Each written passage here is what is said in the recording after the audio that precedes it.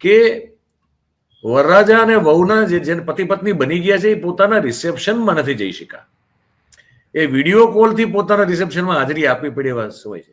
એક પિતાની તરુણ અવસ્થાની દીકરીના માસિક કે પીરિયડ ચાલુ થયા, આ અફરાતફરીમાં ફસાઈ ગયા. એને બચારા, કારણ કે પેડ નહીં લીધેલા હોય સાથે સેનેટરી પેડ, એ સેનેટરી પેડ માગે છે એ પ્રકારના દ્રશ્યો આપણે જોયા. આમે દેખાડશું તમને. એટલે એટલી બધી વાહિયાત સ્થિતિઓ ઊભી થઈ ગઈ છે. અને એની પાછળનું જે કારણ છે એ છે મૂળ સરકારની પોલિસી પેરાલિસિસ અથવા તો ગેરસમજ અથવા અણસમજ.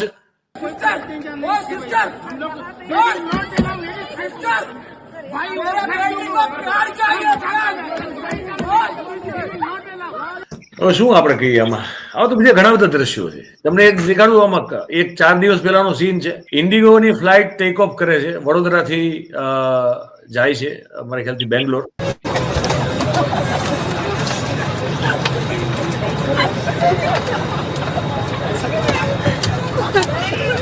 એટલે આ દ્રશ્યો છે. આપણે ક્યાં છીએ? આપણે હવે આમાં ઘણાને તકલીફ પડે છે. ઘણા બધા જે બચારા હજી જેની આંખો ખુલતી નથી, જે હજી તે કોઈ એક પર્ટિક્યુલર વ્યક્તિ શું, હું તો સ્પષ્ટ કહું કે જે નરેન્દ્રભાઈની ભક્તિમાં લીન છે. વ્યક્તિની ભક્તિ છે ને હંમેશા તમને કુવામાં જ નાખે, તમે સમજી લેજો.